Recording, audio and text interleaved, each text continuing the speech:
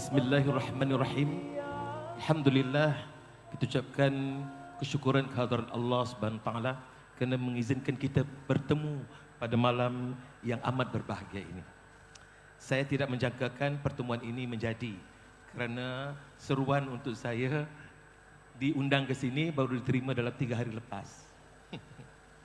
Tetapi dia takdirkan Tuhan. Jadi bab-bab ini saya fikir kita perlu menghargailah lagu-lagu seperti lagu Jamal Abdillah, takdir menentukan segalanya itu. Saya cakap ni kerana ada orang DJ radio juga bersama saya. Jadi saya pun kata kalaulah ditakdirkan, jadilah. Kebetulan program yang mengundang saya itu meminta saya pergi atau meminta menangguhkan, dan oleh kerana tangguh itu, makanya saya beritahulah pada Ustaz, ini Ustaz Johari, dalam bahasa anak-anak bandar dia panggil Brother Joe, untuk kita sembang-sembangkan. Lalu saya katakan boleh saya datang untuk bersama dengan semua. Saya sedang cuba untuk melihat. Hari ini sangat bertuahnya kerana tajuk yang kita bicarakan ini adalah tajuk yang merupakan tajuk biasa kita, tetapi jarang kita sembangkan secara begini. Dan hari ini kita akan sembangnya dengan 3 generasi. Satu generasi mencapai 7 siri. Satu lagi generasi mencapai 5 siri. Betul ya? Satu lagi generasi mencapai 3 siri. Jadi 3 siri, 3, 5, 7. Ganjil. Dan Allah suka yang ganjil. Jadi untuk tanpa kita melengahkan waktu, saya memperkenalkanlah dahulu kepada 3 generasi yang diwakili oleh generasi 7 siri. Kita perkenalkan, iaitu yang berbahagia Datuk Haji Zainal Abidin Sakob, pengurusi Yayasan Basmi Kemiskinan. Lama tak jumpa sebenarnya. Generasi 5 siri diwakili oleh Datuk Tuan Asmawi Tuan Umar, ahli lembaga pengarah Yayasan Prihatin Nasional. Lama tak jumpa terus jadi lembaga ya. Dan yang terakhir ini, keturunannya akan mewarisi apa yang dipimpin atau yang dilakukan oleh generasi selepasnya, ialah Tuan Hamdi Muhammad Nur daripada Remaja Pembela Ummah. Dia merupakan setiausaha ya, setia dan usaha. Sudah berumah tangga, saya percaya. Semua saya tahu. Bila saya tanya aja semua dah sudah. Kan? Walaupun terpaksa duduk seorang lah, tak apa ya. Okey, tajuk kita pada ini menarik kerana tajuk ini memberikan kita satu gambaran tentang diri kita sendiri sebagai manusia yang dijadikan Tuhan. Dan kita dijadikan Tuhan sebagai manusia, sudah tentu kita mampu, malahan secara tabiinya biasa dan lumrah melakukan dosa. Tajuk kita ialah dosa penghalang segala cita-cita. Jadi orang yang merasa dirinya berdosa sekarang merasa dirinya cita-cita telah terhalang. Jadi hari ini kita nak sembangkan. Saya mulakan dengan minta pandangan dahulu. Pusingan pertama ini kita ada 3 pusingan. Pusingan pertama saya minta ialah meminta buah fikiran daripada 3 generasi ini, tanggapan mereka tentang topik kita ini. Dosa penghalang segala cita-cita. Jadi biarlah kita mendahulukan yang terdahulu dan mengkemudiankan yang kemudian. Kita mulakanlah dengan yang berbahagia Datuk Haji Zainal Abidin Sakob. Baik, tajuk kita bagaimana, apa pandangan kekanda yang dikasihi?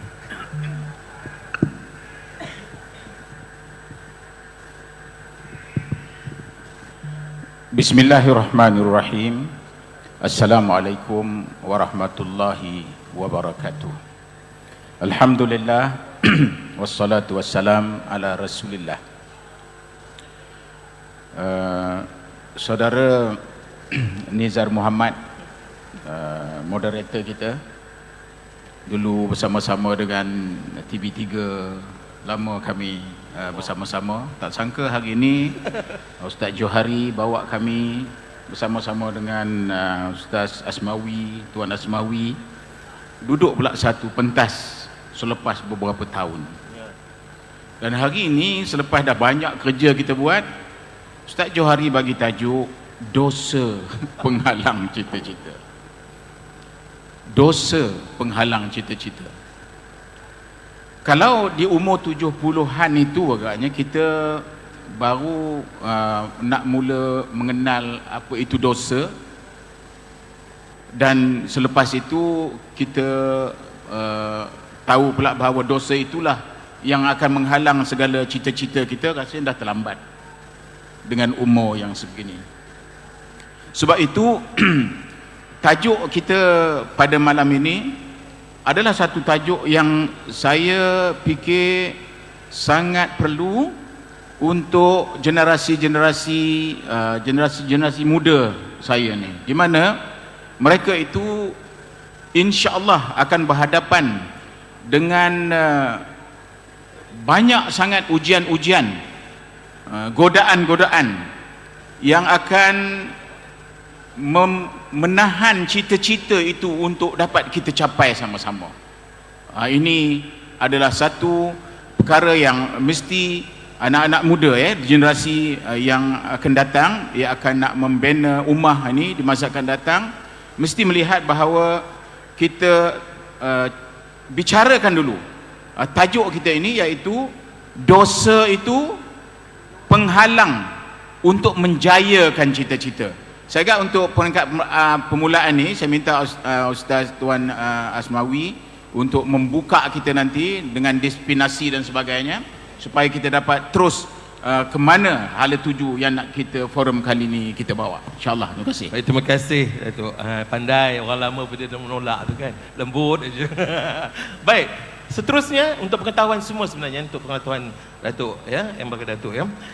Tajuk ini baru diisytiharkan oleh Ustaz Johari, bukan ilhamnya, tapi ilham pengurusi eksekutif kita Tuan Nasiruddin Muhammad Ali ya.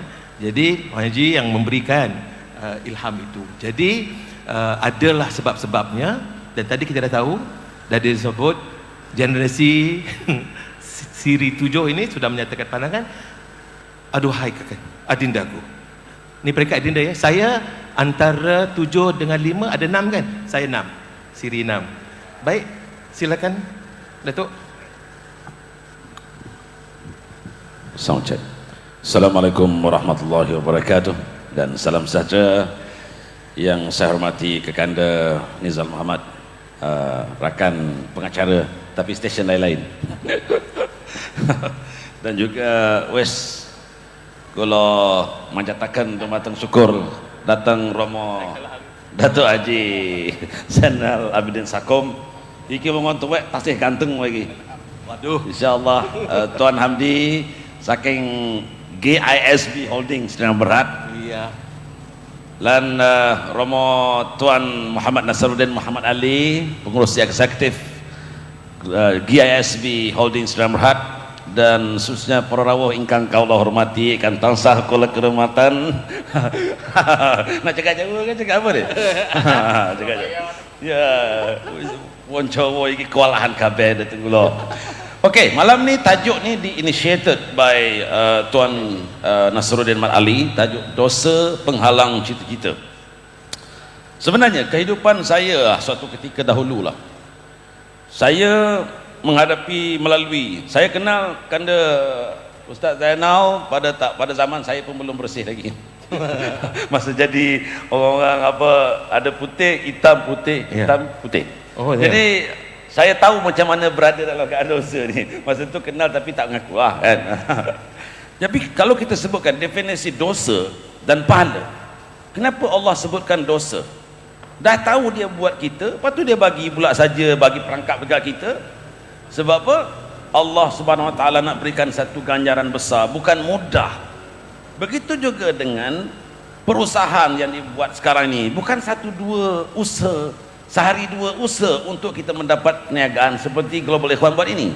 Begitu juga dengan dosa. Tapi Allah Subhanahu Wa Taala meletakkan dalam keadaan di mana kita ni, kalau kita diberikan ruang untuk melakukan dosa, begitu juga kita diberikan peluang untuk melakukan pahala. Tetapi sebenarnya dia cepat erase, dia cepat padam. Sebab apa? Kalau kita buat pahala, ditayang-tayang, dipamer-pamer, itu kan gampang dipadam, itu mudah dihapus. Ya gampang itu. Iyo coy, untiang cawi, mudah dipadam. Tetapi kalau kita sekarang ini melakukan dosa, baru niat, tapi masih belum dikira itu satu kesalahan, bermakna. Contohlah, kalau orang kata hari ini, sewaktu di Ambang saya bermula dalam dunia production, di mana-mana pun kan, saya tengok kawan-kawan dan ramai juga orang-orang yang berniaga, orang yang bekerja dalam bidang produksi. Sebab itu saya masuk sebagai seorang ahli produksi, jadi pelakon bidang sinetron segala macam, sebab saya nak menyampaikan dakwah. Dia tanya saya, Ustaz, pasal apa saya ni dapat job 3,000 tapi saya terpaksa kena habiskan 5,000. Contohlah, dia dapat job untuk syuting satu drama lah, umpamanya dia kru ke apa ke, pelakon ke, dapat 3,000 tapi Allah ambil 5,000.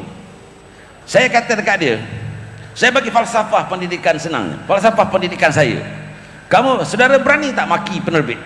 Macam saudara Kekanda Nizal pernah jadi penerbit, agak-agak host tu berani tak maki Nizal Muhammad? Umpamanya kalau dia takut, dia kata tak boleh maki penerbit, nanti kena halau. Saya kata kira terror lah, kau boleh lawan Allah Ta'ala.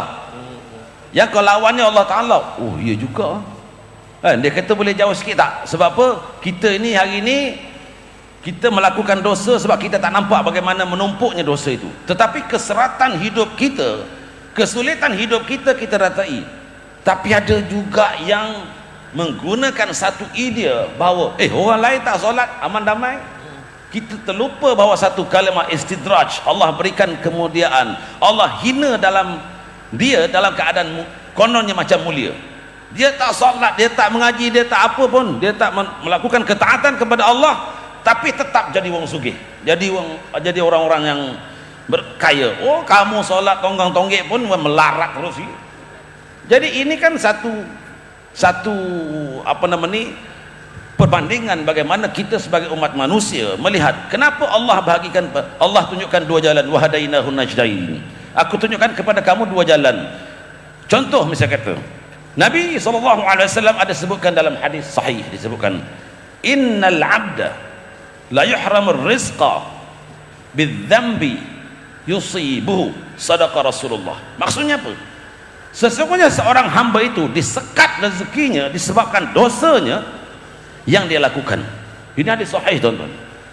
Jadi kalau kita kata lah ya sudahlah, tapi kita tak dosa pun, tak buat apa pun, tetap masih diuji. Tetapi sebenarnya kalau kita kembali kepada macam kehidupan saya lah, kehidupan saya lalu macam-macam, bergaduh dengan bos. Tapi selagi mana saya di jalan yang benar, saya tetap lawan. Selagi Allahumma ma'in la takhaf wa la tahzan innallaha ma'ana. Selagi itu kita rasakan bahawa setiap dosa yang Allah Subhanahu Wa Taala ideakan melalui otak fikiran syaitan kita, dia mudah dihapuskan dengan istighfar. Astaghfirullah Rabbal baraya, astaghfirullah minal khataya, astaghfirullahaladzim wa atubu ilaih. Astaghfirullah. Kita setiap kali lepas solat kan istighfar kan, paling tidak 3 kali. Ni kita tidak nak kata istighfar macam mana sembahyang pun tidak. Sepatutnya bacalah astaghfirullahaladzim wa atubu ilaih, astaghfirullahaladzim wa atubu ilaih. Kalau kita sentiasa minta ampun dengan Allah Subhanahu Wa Taala, apabila kita membuat proses purification of our soul, I'm pretty sure that Allah Subhanahu Wa Taala akan memberikan satu posisi kepada kita. Contoh, kenapa kita ni, betul tak Tuan Nabi? Betul tak kan? Kalau kita hari ni, kita kan kalau nak minta tolong solat hajat umpamanya, tolong solat hajat, kita macam bang, kakak minta tolong orang masjid. Kenapa kita tanya orang masjid? Because secara alaminya, secara sosiologinya, kita tahu orang masjid tu orang baik. Bukankah Allah Subhanahu Wa Taala ni tak ada PA? Langsung aja dong. Enggak usah PA sembarangan. Ya Allah, kula jaluk datang Gusti, ya Allah, kula jaluk apa wae sing insyaallah. Jadi kita ini sebenarnya kadang-kadang menyulitkan protokoler dengan Gusti Pangeran. Sebenarnya Allah itu kan mudah didekati. Fadhkuruni adzkurkum. Ya Allah, aku hari ini tertengok orang yang tak tahu Taurat umpamanya, kan?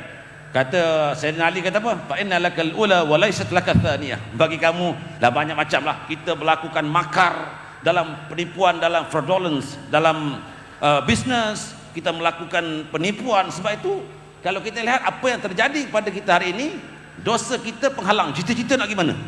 Sebab itu makanya ni Kekanda Nizal dan Kekanda Kang Mas, Tuan Hamdi, kenapa kita tengok sering orang yang sembarangan aja, macam orang kampung-kampung melakukan aktivitas perniagaan, tapi dijemput oleh Allah untuk ke tanah suci. Sebab apa? Dia sentiasa doa suci, doa orang-orang yang miskin, doa ni orang melarat, iking larang, mahal. Kita doa orang kaya, saya tak kaya lah, mungkin Kekanda Nizal Kang Mas kaya lah. Kaya miskin tak? Iki orang melarat ni doanya mudah makbul. Sebab apa? Nabi SAW sebut Allahumma ja'alni min zumratil fuqara. Ya Allah, jadikanlah aku di kalangan orang-orang miskin. Tetapi kalau miskin juga sombong, itu kurang ajar. Jadi saya kira itu dulu pembahasan. InsyaAllah. Saya rasa ketepi semua orang. Ya, saya ini bukan orang Jawa, tetapi saya diiktiraf oleh Datuk Muhammad Fazlah Kamsah. Saya ini dinamakan Jawa. Mengikut pandangannya, kerana kata dia saya mempunyai ciri-ciri kejawaan. Tak tahu di mana datangnya. Saya Minang campur Bugis, dipendekkan jadi Manggis. Oh, Hamdi, ya, gitulah. Jadi kalau beli Manggis tu ingatkan saya. Baik. Yang saya tahu tentang Jawa ini, bahasa yang saya biasa paling tertangkap ialah merono merene menongkrong. Okey. Terus kita tanyakan anak muda generasi 30-an, apa pandangan dengan tajuk yang kita berikan tadi? Silakan, Hamdi. Bismillahirrahmanirrahim. Terima kasih pada saya. Sebelum naik saya dah tanya nak panggil apa, sama ada Tuan Nizal ataupun mungkin kita boleh panggil Abang Nizal. Oh. Sebab walaupun dengar tadi series tapi masihlah nampak keremajaan tu. Oh, alamak, pandai ayat. Ini keturunan-keturunan orang JSB pandai mengayat gitu. Sila.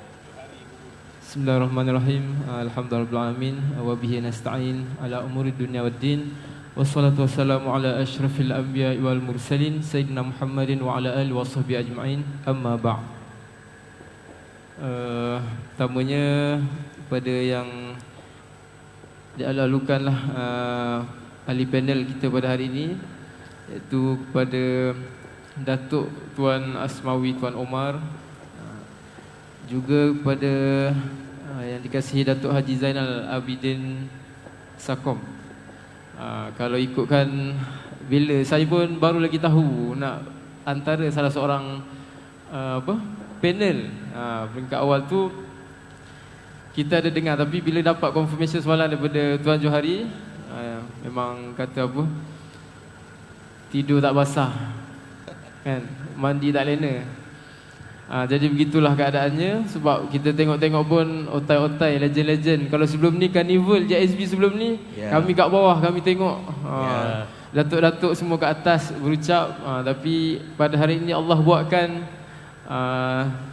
di sini beradanya mewakililah kalau ikutkan kami daripada Remaja Belok Ummah, ketua saya sendiri, kami semua Remaja Belok Ummah ada sekitar 4,000 orang lelaki dan muslimah, iaitu yang bahagia Tuan Muhammad Adib At-Tamimi, yang beliau pun ada bersama dalam program ni. Jadi saya mewakililah pada bahagia Tuan Muhammad Adib. Jadi tidak lupa kepada khususnya kepada seluruh barisan kepimpinan syarikat JSB Holdings, pada yang bahagia Tuan Nasruddin Muhammad Ali selaku chairman syarikat JSB yang bersama kita. Kalau ikutkan sebelum ni Carnival JSB banyak Tuan chairman kita berada di luar negara mengikuti secara live streaming. Tapi hari ini memang kita sangat-sangat bersyukur kerana bersama kita yang bahagia Tuan chairman kita Dan ada juga barisan para ahli lembaga penasihat, ada yang bahagia Tuan Hasnan Abdul Hamid selaku CEO, pada yang bahagia Tuan Nik Hazani, dan pada semualah barisan kepimpinan syarikat JSB Holdings. Jadi alhamdulillah ini adalah satu peluang atas rahmat dan izin Allah untuk berada bersama dengan tuan-tuan yang kalau saya dengar tadi 5 series, 6 series, 7 series. Kalau kereta BMW tu saya baru 3 series. Jauhlah ketinggalan. Tapi kalau Abang Rizal tanya tadi dah berumah tangga ke belum? Baru. Baru 2. Baru masuk 2. Baru masuk 2. Jadi 2 cawangannya. Baru lah. Ingat ya, 2 cawangan. Jadi alhamdulillah pada malam ini kita sedang membahaskan satu tajuk yang begitu besar, iaitu dosa itu penghalang kepada cita-cita. Kan? Jadi kita tengok apa itu sebenarnya, apa kaitan dosa, apa kaitan cita-cita. Kan? Apa itu dosa, apa itu cita-cita. Kan? Kalau kita tengok cita-cita tu apa? Okey, kita buat reverse lah sikit. Kita pergi cita-cita dulu. Kan? Cita-cita tu kalau mengikut definisi ataupun mengikut kamus lah kan, ia merupakan satu hajat, keinginan ataupun satu benda yang ingin dicapai. Itulah cita-cita kan. Maksudnya setiap orang yang lahir ke muka bumi ini mestilah ada cita-cita. Bahkan kalau kita tengok secara lahiriahnya, kita tengoklah orang yang tidak berjaya hidupnya, kita automatik mungkin akan bercakap orang ini adalah yang tidak ada cita-cita. Bahkan kalau kita daripada kecil, daripada tadika, daripada masuk sekolah rendah, apa yang ditanya oleh cikgu, apa yang kita diajar, apa yang ditanya oleh mak ayah, apa cita-cita kamu? Nak jadi apa besar? Okey, kalau tadi saya dengar Datuk Tuan Asmawi yang kita sebelum ni pernah lah naik flight, mungkin itu suara Tuan Asmawi, Qatar Airways kan. Jadi ni kita dah bersebelah ni cemas juga kan. Dengar suara pun dah berdebar. Jadi apa itu cita-cita? Kita ditanya soalan tu daripada kita sekolah lagi kan, daripada kita kecil. Guru-guru, mak ayah kita ditubi soalan-soalan tu. Jadi masing-masing ada macam-macam cita-cita, nak jadi itu, nak jadi ini. Jadi itulah cita-cita kita yang sepanjang daripada kita kecil sampai kita besar, itulah yang kita akan berusaha ke arah itu kan. Jadi sebelum kita ulas lagi, kita sebut juga hal dosa. Apa itu dosa? Dosa ini yang dikatakan kita membuat ataupun membuat suatu larangan, suatu larangan yang Allah larang kita buat, ataupun kita melinggarkan suatu suruhan atau perkara yang diwajibkan oleh Allah SWT kan. Jadi rasa itu dulu untuk pembukaannya. Terserah semula kepada Abang Nizal kita. Itu first round. Pusingan kedua, ting. Pusingan kedua ni saya bertanya pada suatu benda yang asas. Asasnya ialah manusia fitrahnya itu tidak sempurna sejak azali lagi. Maka pastinya melakukan kesalahan. Malahan itu merupakan salah satu sifat manusia itu. Kesalahan itu merupakan sebahagian daripada kehidupannya. Ya, kerana dia tidak sempurna, dia tidak maksum. Ya, soalannya ialah kalau sudah tidak maksum dan apabila dosa itu menghalang cita-cita, sampai bila kan dia akan jadi bersih untuk dapatkan menyempurnakan cita-citanya, kerana dia sejak azali sudah berdosa. Datuk, tunjukilah kami ke jalan benar tu. Bagaimana kita nak membantu mereka ini bahawa ya, tetapi bagaimana nak membersihkan tanggapan bahawa aku lahir sudah dosa. Seperti mana orang Nasrani mengatakan bahawa mereka sudah the sinners. Dan jadi kita serahkan kepada Seven Siri lah untuk take this talk. Terima kasih Nizal. Yang berbahagia lagi kita terhutang budi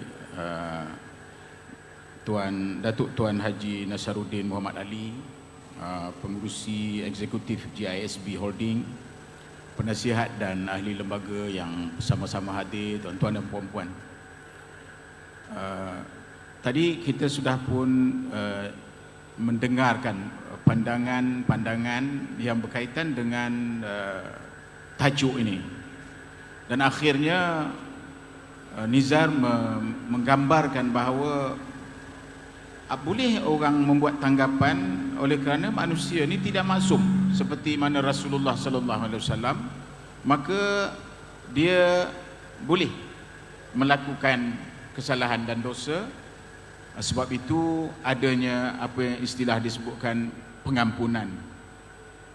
Innallaha ghafurur rahim. Ini persoalan yang disebutkan. Ini tujuan kita hidup di dalam dunia ini. Kita disebutkan oleh para khatib tiap-tiap hari Jumaat, ya, di hari Jumaat, ittaqullah, bertakwalah kamu kepada Allah. Dan hukum menyeru kepada takwa ini ialah satu yang wajib. Dia jadi rukun dalam khutbah. Kalau seruan takwa ini tidak dibuat, maka hari itu Jumaat itu tak sah. Sampai begitu penting sekali. Apa arti takwa? Takwa artinya ikut segala apa yang Allah perintah dan tinggal apa yang Allah larang. Dari segi psikologi, kalau kita tengok bahawa ungkapan seruan itu jadi wajib dan dibuat pada tiap-tiap minggu, maka kita tahu bahawa manusia ini memang sentiasa lalai. Memang banyak perkara-perkara yang akan menyebabkan dia sentiasa kena memilih sama ada dosa ke pahala ke. Kadang-kadang ada masanya dia terpaksa melakukan dosa. Ada waktu-waktu yang sebegitu. Jadi oleh kerana itu ini memperlihatkan bahawa Allah yang pencipta kita sangat maklum, mengingatkan kepada kita bahawa manusia ini sentiasa dalam kesilapan, sentiasa di dalam kesalahan. Ia sentiasa kena diperingatkan. Maka ruang-ruang memperingat itu seperti misalnya Nabi Muhammad SAW sentiasa dengan sifat-sifatnya yang disebut benar, mesti bercakap benar, seperti mana Azmawi sebut ni, mesti sentiasa benar, ya. Kemudian banyaknya keperluan-keperluan seperti apa nama tadi kita sebut di sini, Hamdi Muhammad Nur, remaja pembela ummah. Nama tu pun dah, yayasan tu pun dah menyeronokkan kita lah, remaja pembela ummah. Sebab bila disebut pembela, orang ni mesti gagah, orang ni mesti kuat. Kalau berlari pun dah tak lalu, macam mana nak sebut pembela, bukan ke? Jadi ini ialah satu gerakan-gerakan untuk memandu manusia supaya jangan yang nak diingatkan tu orang-orang yang dah tua-tua saja, tetapi yang muda ni macam mana? Dia mesti dibudayakan. Budaya bagaimana dia memilih yang elok untuk dilaksana dan yang buruk itu ditinggalkan. Baik, kita bawa kepada realiti sekarang. Kita nak tengok apa itu dosa yang menyebabkan cita-cita itu tidak sampai. Misalnya ya, kita sebutkan tadi, kita sekarang ni negara kita parlimen dah bubar dah. Parlimen dah bubar. Dan parti-parti akan menawarkan parti mereka untuk menubuhkan kerajaan. Dan pada waktu itu pihak mereka yang berkempen ini akan jual lah barangan mereka ini. Ini kami kalau dapat kami akan buat ini, kami kalau dapat kami akan buat ini, kami dapat akan buat ini. Itu dari segi mereka yang menjual barangan mereka. Ya. Kemudian ada pula yang parti yang lain pula menawarkan ini. Dan pada waktu mereka membuat tawaran itu, mereka tahu mereka sedang membuat dosa. Rakyat banyak di bawah ni bercita-cita untuk melihat negaranya akan membangun, negaranya akan aman, Islam akan terjaga, rajanya akan jaga, bahasa akan dijaga dan sebagainya. Itu cita-cita kepada rakyat. Tetapi mereka yang nak menawar ni, sebelum lagi mereka mendapat jawatan, mereka sudah pun membuat tawaran-tawaran yang kita tahu mereka sedang melakukan dosa. Dan apabila mereka pandai mempengaruhi orang yang bercakap tu, macam Ustaz Asnawi misalnya, pandai convince, maka rakyat akan membuat satu keputusan untuk memilih dia kerana dia menawarkan. Itulah cita-cita dia, kerana itu cita-cita. Bila selepas menang, itu semua tidak dilaksanakan. Ini dia kata cita-cita itu Tak dapat sampai kerana mereka yang menawar membuat dosa, kita yang ahli-ahli orang yang mengundi ni pun membuat dosa kerana apa? Kita dipengaruhi oleh mereka yang pandai bersembang, bercakap dan sebagainya tadi.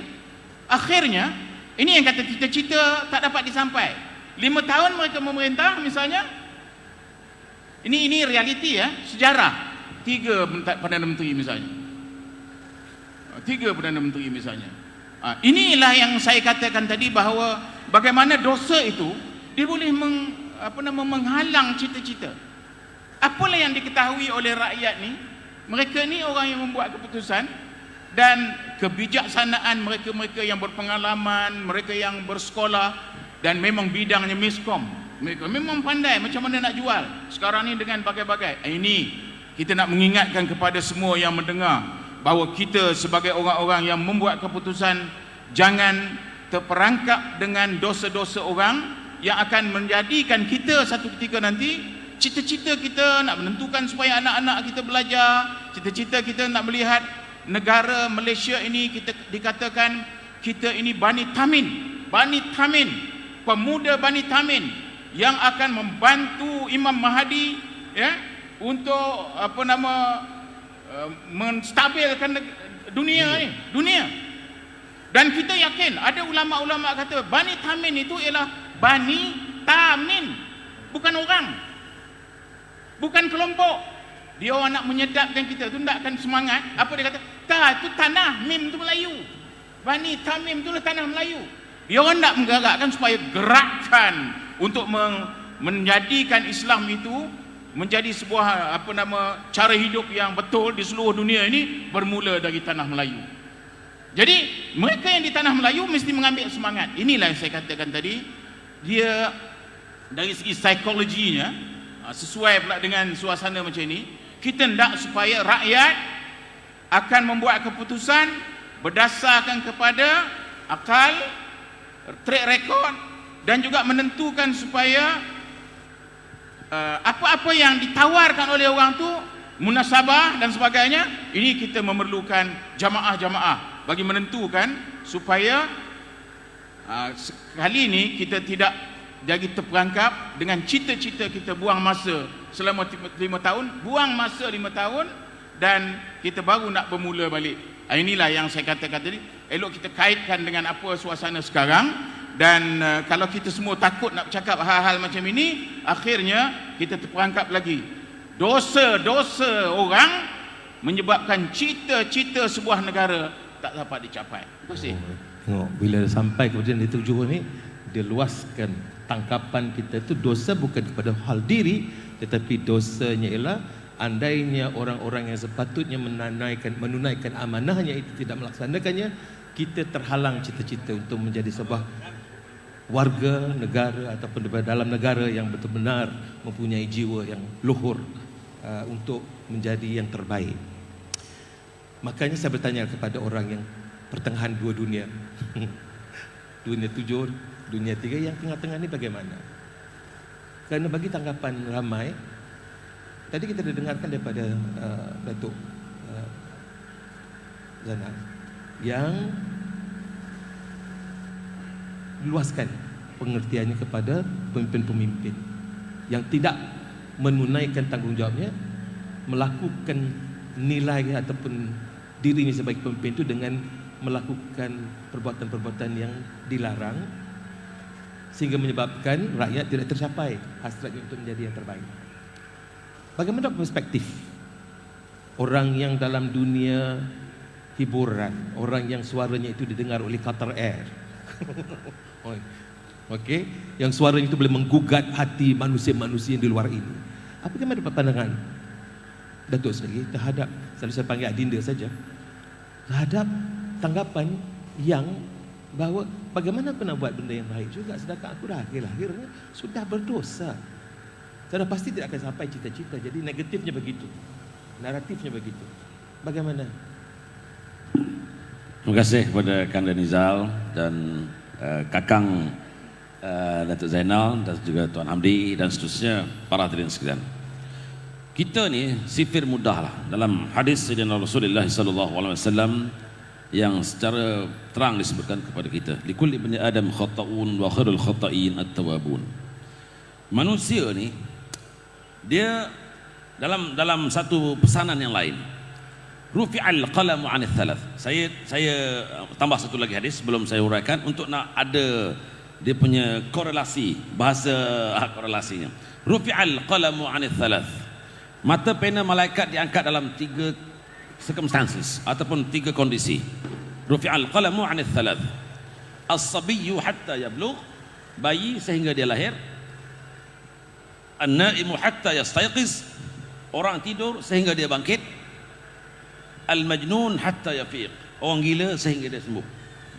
These 3 golongan dia tidak kena taklif. Tidak kena taklif ataupun apa-apa dosa. Contoh budak kecil ke, budak yang belum baligh, belum sampai umur, yang sebenarnya kalau dia ambil tukul, dia pergi pukul atuk nenek dia, kalau mati free. Sebab apa? Mereka ini tidak ada taklif. Orang tidur dia mengigau, dia berjalan mana-mana, dia ambil kayu, dia belasah orang, mati. Dan orang gila sehingga dia sembuh. Maksudnya kalau orang gila dia buat apa pun, dia dah tidak terkeluar daripada taklif, maknanya tidak akan kena dosa. Sebab apa? Kalau Allah bagi dosa ke orang gila, bagi dosa dekat anak-anak yang bayi sehingga dia balik, orang tidur sehingga dia bangkit, itu kan Allah sebut dia sendiri. Macam mana Allah describe himself in the Quranic verses, wa ma rabbuka bidhallamin lil 'abid. Dan Allah itu tidak zalim kepada hambanya. Jadi apa kaitan dengan tadi yang sebut setiap Bani Adam itu berdosa? Dan Nabi Allah Adam alaihissalam dengan ujian yang tersendiri dalam syurga Allah, yang akhirnya dalam berada dalam exile, balik semula, dalam dikeluarkan semula. Ini menunjukkan, sebab itu likulli bani Adam khata'un, setiap anak Adam itu adalah orang-orang yang berdosa. Sekarang ni tidak ada nothing to hide, tidak ada benda yang perlu disorokkan. Sebab apa? Kalau nak erase doa itu, dosa itu, sebesar mana pun dosa kita, ingatlah seluas itu juga, setinggi itu juga kasih Allah terhadap kita. Sebab apa? Kita terlupa satu, kan, apabila kita ni innallaha yaqbalu taubatal abdi ma lam yugharghar. Sesungguhnya Allah Subhanahu wa taala menerima taubat hambanya selagi mana kita punya nafas belum sampai ke ghargharah. So kita nak cerita apa cita-cita? Because kita ada 2 types of ambition. First, worldly cita-cita dunia. Selepas tu afterlife punya ambition. Kita ni Allah sebut apa? Guideline. Doa sapu jagat. Rabbana atina fid dunya hasanah wa fil akhirati hasanah wa qina adzabannar. Kan ujung-ujungnya kan gitu. Itqun minan nar. This is kita punya the utmost, the highest and the supreme ambition within orang Muslim. Kalau aku nak kaya, ya nak jadi calok jadi wong sugih, orang masalah. Sing penting pegawai nanti jelas sih. Kalau kita nak jadi orang sugih, orang kaya di dunia, Allah kata kau belajar macam mana. Kita hari ini saya lihat bagaimana model perniagaan yang dibawa oleh pusat perniagaan Ikhwan atau Global Ikhwan Sekalian Berhad ini merupakan ke arah to emerge Abdul Rahman ibn Auf modern, to emerge Sayyidina Abu Bakar As-Siddiq radhiyallahu anhu. And finally, saya percayalah kalau orang yang basis agama, bukan kata orang sini tak berdosa, namanya manusia tak berdosa, tetapi bagaimana menguruskan sins management. Oh, dia punya sistem sin macam kita lah. Ya Allah, aku tahu aku berdosa, ya Allah, nanti malam aku ngadap. Wa minal laili fatahajjad bihi nafilatan laka asa an yab'athaka rabbuka maqaman mahmuda. Allah invited menjemput kita semua untuk sowan, untuk menghadap malam-malam. Enggak perlu kita pakai temu janji, atur temu janji. Wa minal laili fatahajjad bihi nafilatan.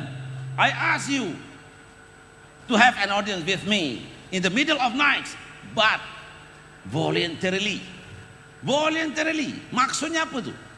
Kalau kita, ya Allah, aku ni sebenarnya ya Allah banyak dosa, ya Allah. Allah nak bagi kita ni sekejap saja. Macam begitu juga. Kalau kita tengok dari segi harapan, kita punya hope, kita macam hopeless macam mana negara kita menghadapi pandemic and all over the world facing very keadaan yang begitu agak-agak ridiculous nak fikirlah. Tetapi ini sebenarnya Allah Subhanahu Wa Taala nak tahu. Kebanyakan disebabkan dosa-dosa manusia. Kita ni kan terlampau eager. Hari ini terlalu banyak kartel-kartel umpamanya. Saya tahu Global Ikhwan menjalankan perniagaan tanpa ada urusan dengan bank. Berarti mereka ini telah mengundang satu redha Allah. Kita kena cari ruang redha Allah. Saya kenal Kakang Zainal ni bukan zaman dia jadi YB. Betul kan? Jadi maksudnya kita kenal Allah bukan sebab kita susah. Fis-sarra'i wad-dharra'i. Dalam kita senang, dalam kita susah, kita tetap kenal Allah. Kalau kita tetap kenal Allah, berarti kita akan rumongsoni isin penggawaian ia posing masalah-masalah yang melanggar undang-undang syariat. Kalau kita dekat dengan Allah, dia kata orang tanya, kau baik ngomong masjid kan? Takkan kau nak pergi kelab? Ya juga. Kadang-kadang benda-benda macam itulah. Ada teman-teman saya kata, kenapa kau pakai jubah 24 jam? Dia kata aku tak kuat. Saya ingat almarhum guru saya dulu, almarhum Syekh Dr. Muhammad Uthman Al-Muhammadi. Saya tanya dia, ayanda tuan guru, sebab apa pakai jubah 24 jam? Saya kata ambo ni tak kuat ni. Ambo ni tak kuat. Dia kata I'm not so strong. Takut melanggar dosa.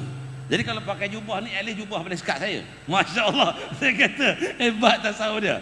Jadi ini adalah satu peluang kepada kita untuk tuan-tuan. Kenapa Allah tuliskan dalam Al-Quran, wa minal laili fatahajjad bihi nafilatan laka asa an yab'atsaka rabbuka maqaman mahmuda. Kalau kata dulu, saya pun tahu, saya begitu akrab dengan kekanda Datuk Lokman Fortune, macam mana melihat perjalanan.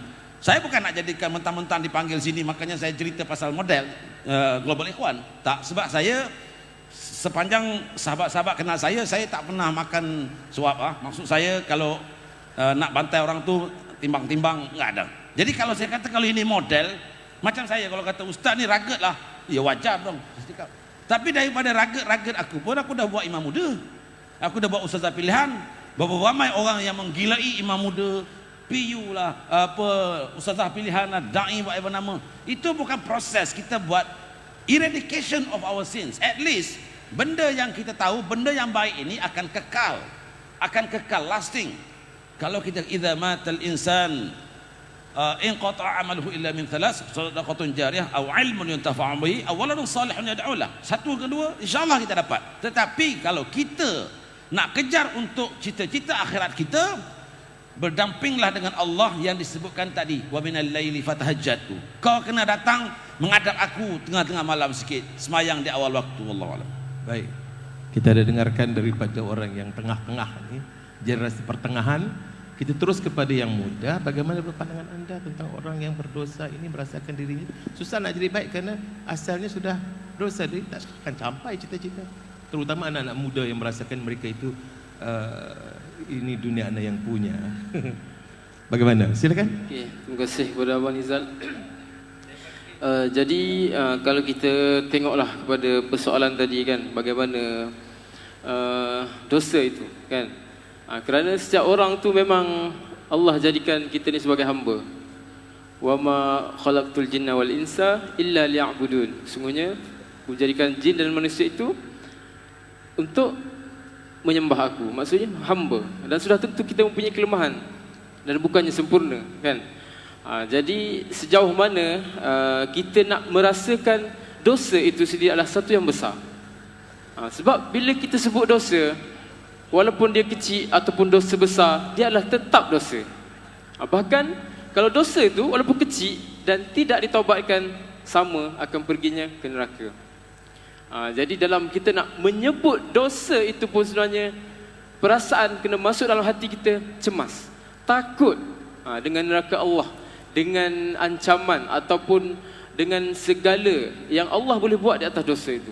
Tidak boleh kita katakan dosa kecil, dosa besar. Dosa kecil aku boleh buat, dosa besar aku tak buat. Membunuh orang aku tak buat, minum arak aku tak buat, berjudi aku tak buat. Tapi aku mengumpat orang, aku berhasad dengki dengan orang, aku bergaduh dengan orang, aku bertengkar.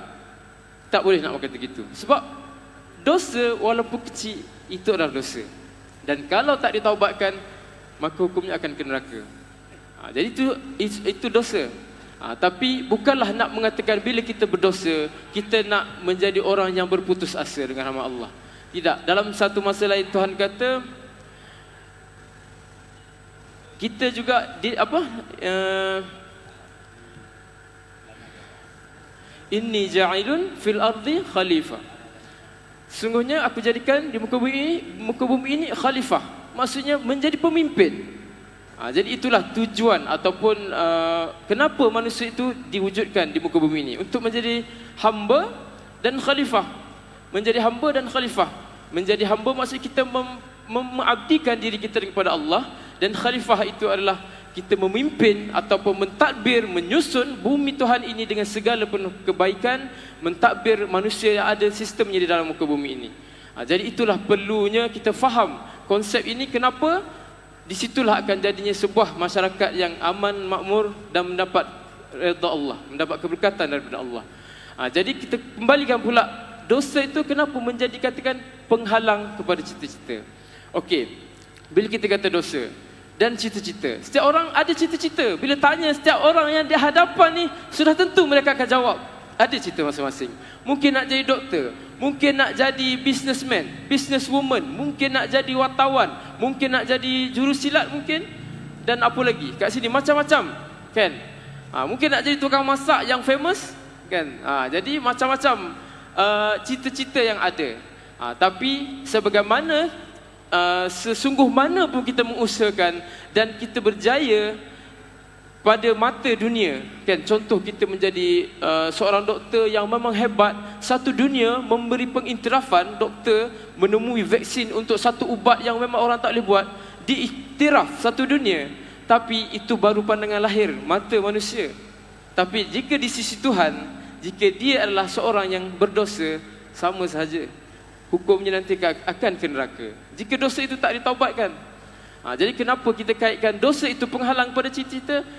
Kerana dosa itu walaupun kecil atau besar, itu adalah dosa.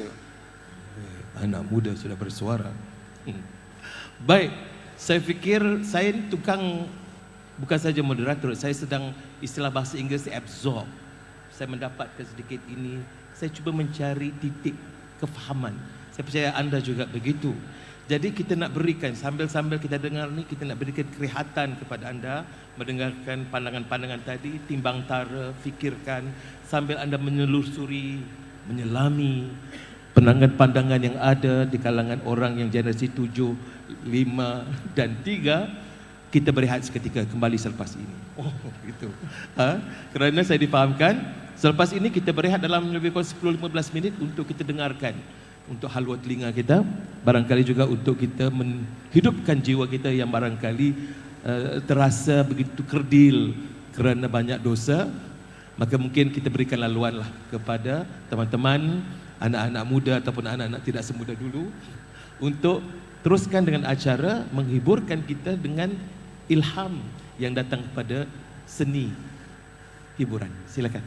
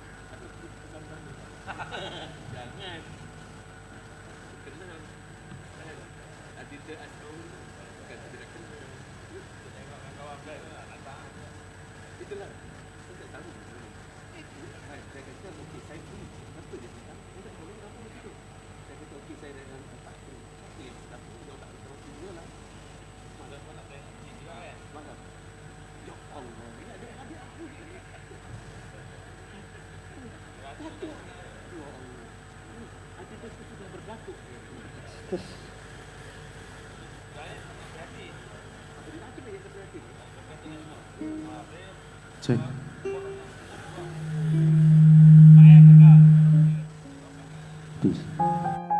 Kalau negara saja yang cantik, tapi akhlak penghuninya tidak cantik, masyarakatnya pasti hidup di dalam ketakutan kerana digugat oleh gejala-gejala yang negatif di dalam kehidupan.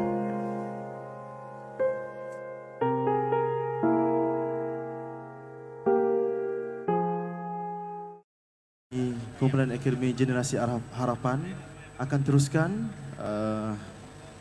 sementara ataupun kita kata selingan lah, sementara selingan untuk forum pada malam ini. Dan berkaitan dengan tajuk pada malam ini, berkisarkan tentang perbincangan tentang dosa-dosa yang perlu kita sama-sama kita taubatkan. Dan insya-Allah pada malam ini kami akan sampaikan sebuah lagu yang berjudul Rafiqul A'la.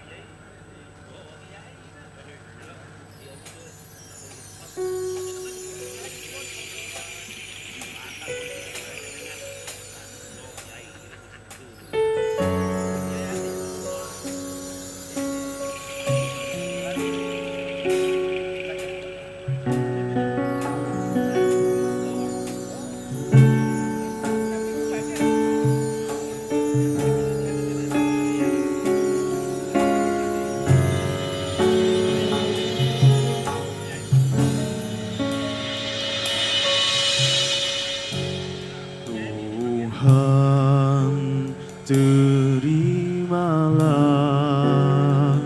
taubatku yang tidak sempurna. Ia serba kekurangan dan banyak cacat celanya. Tapi apakah daya, ini yang ku mampu mempersembahkannya kepadamu.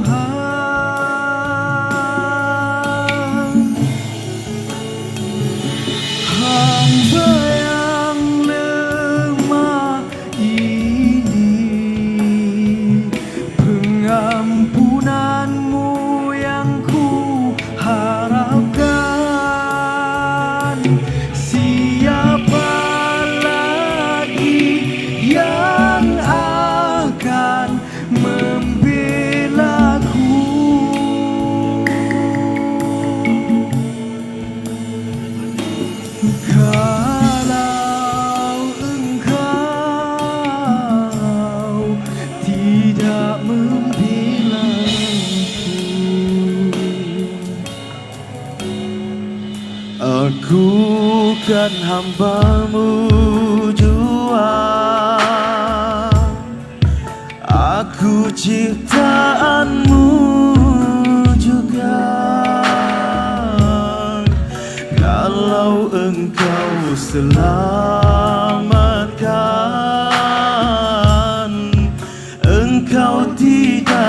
akan rugi.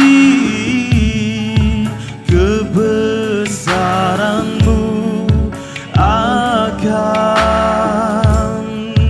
tetap sempurna.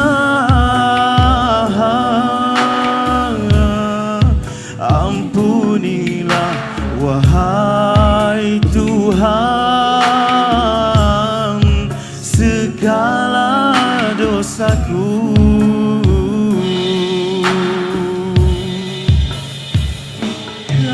Kasihanilah aku wahai Tuhan,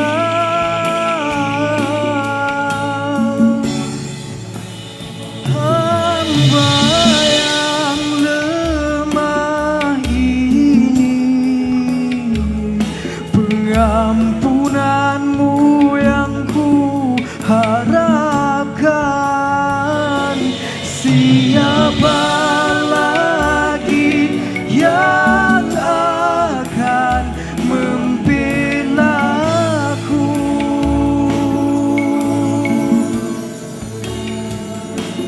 Kalau engkau tidak membelaku,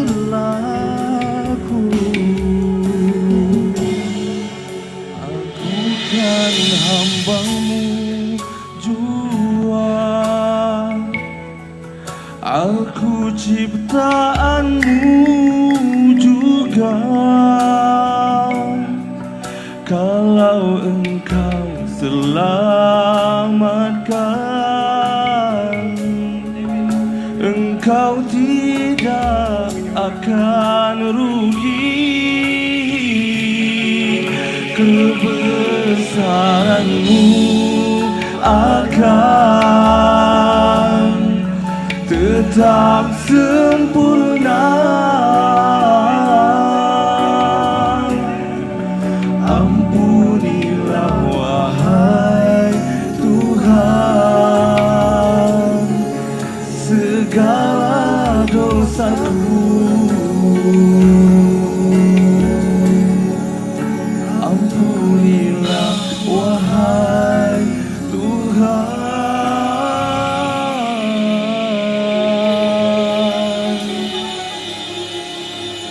segala dosaku.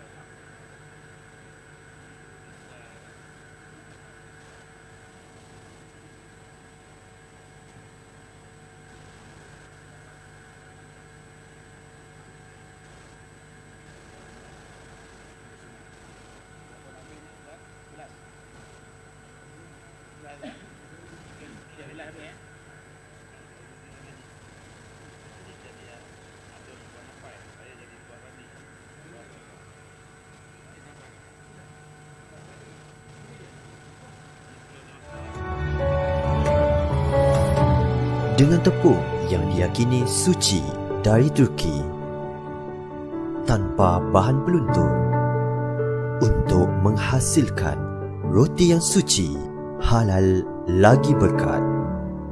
Roti Ikhwan, roti yang sangat berkat. Kita ada dengar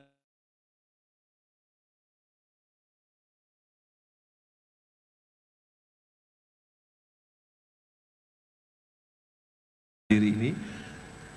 Ada beberapa perkara yang saya tangkap juga daripada lagu tadi. Soal kita mendekatkan diri, kita memohon. Kerana kita bukan tahu salah kita setakat mana, berapa berat. Jadi kita memohon istighfar, memohon kemaafan Tuhan itu adalah salah satu ciri penting di dalam kita sebagai manusia dan diistilahkan sebagai khalifah di muka bumi Allah ini. Baik, satu soalan yang saya nak bertanya, yang saya rasa kali ini saya nak bertanyakan terbalik. Generasi 3 membawa kepada generasi 7. Untung orang tengah-tengah ni, ummatan wasatan ni, dia asyik di tengah selamat. Dia tidak awal dan tidak akhir. Baik, Soalan saya ini kepada ketiga-tiganya ya. Soalan saya dah bagi ke ini. Mengapa mungkin kalaulah katakan dosa itu penghalang segala cita-cita, mengapa orang-orang pada pandangan masyarakat umum, orang-orang yang berjaya dalam segala kerjaya, berjaya dalam segala harta benda, berjaya dalam ilmunya, berjaya ini semua, mereka senang lenang pada masa mereka bergelumbangan dosa. Ya. Anak-anak muda yang lepas-lepas yang seronok-seronok ni semua, mereka berjaya mendapat sijil tinggi-tinggi. Orang-orang yang sudah dinamakan remaja purba, ya, wahai kawan-kawan saya semua, mereka makin tua makin menjadi-jadi kekayaannya.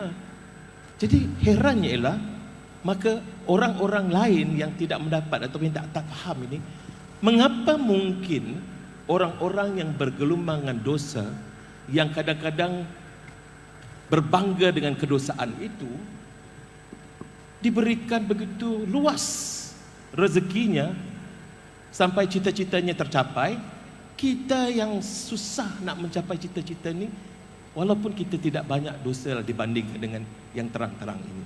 Maka saya bertanyakan soalan kepada anak muda, kerana kita nak tahu tangkapan anak muda itu bagaimana.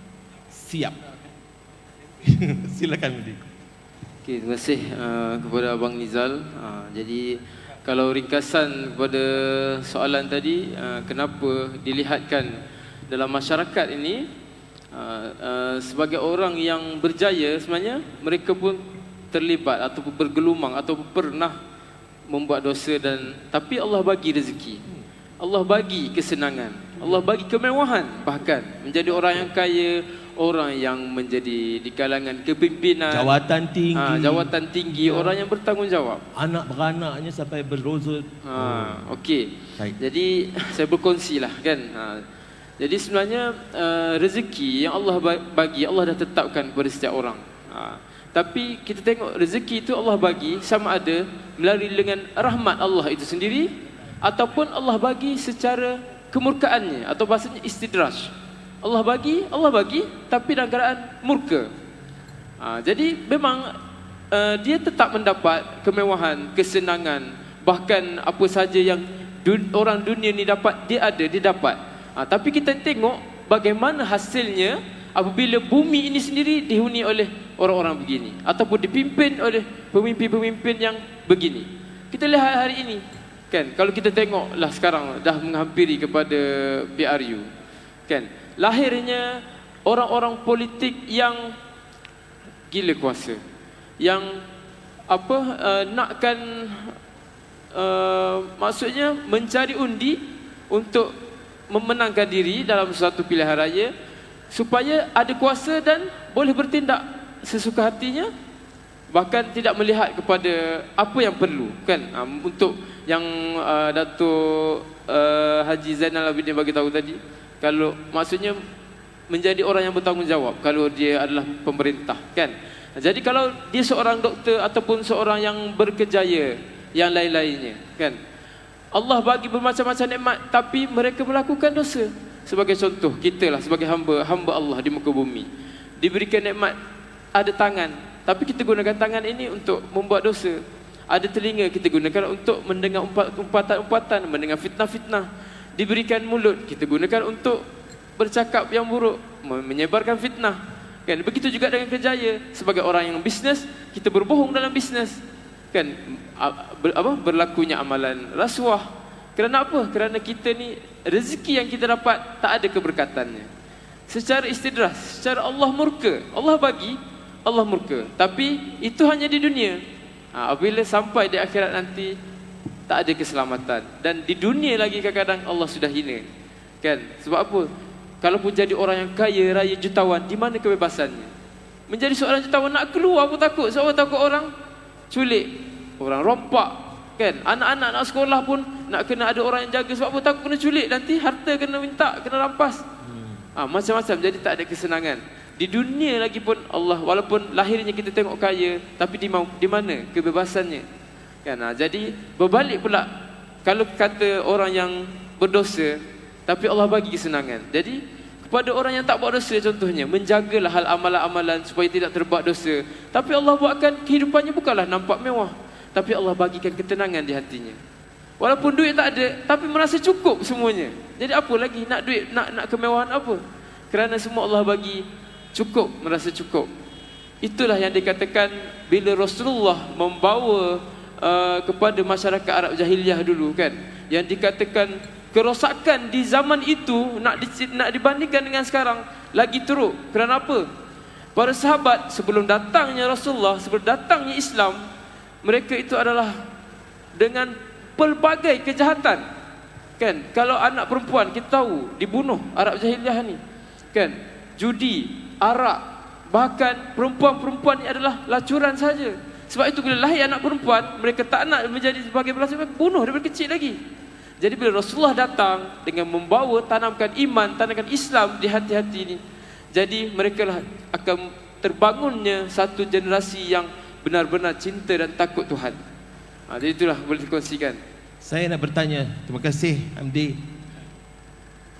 Orang pertengahan ini, Ummatan Wasatan ini adalah orang dunia penyiaran, baik pendengaran maupun penglihatan, audio visual ya.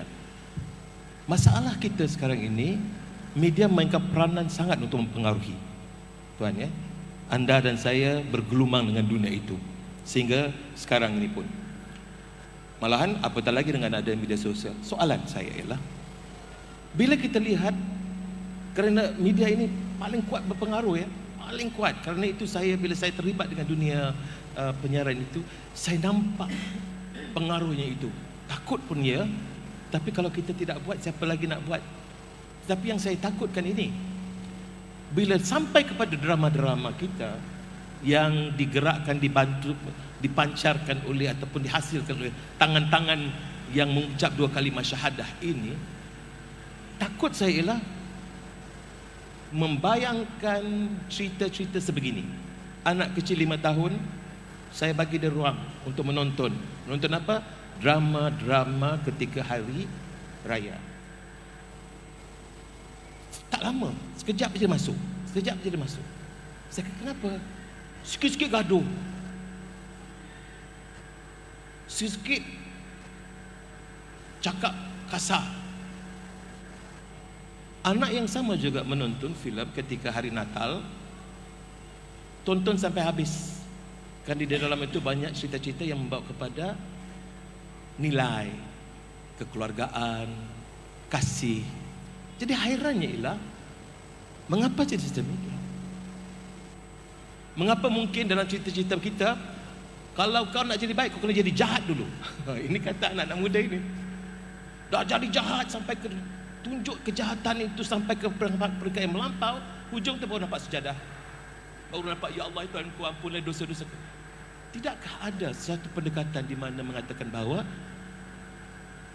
orang yang awalnya ahsani takwim, manusia sebaik-baik kejadian itu, barangkali melakukan dosa, tetapi dia senantiasa membersihkan dirinya untuk menjadi contoh yang terbaik, sehingga ke akhirnya jarang saya jumpa.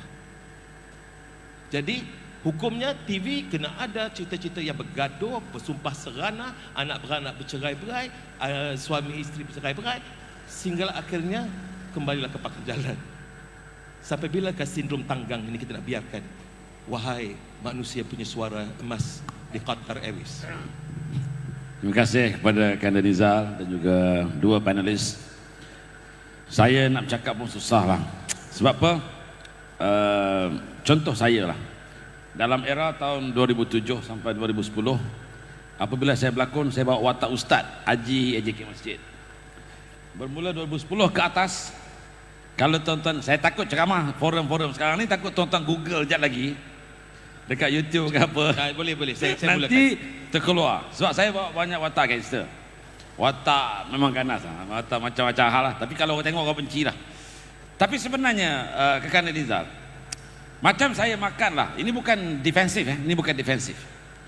Dalam stasiun TV ataupun mana-mana kandungan stasiun TV, kita mengambil kira al-halal bayyin wal haram bayyin. Yang halal tu jelas, Yang haram 17. Wa ma humurun bainahuma mutasyabihat. Apa yang ada di pertengahannya itu yang kita was-was itu menjurus kepada haram.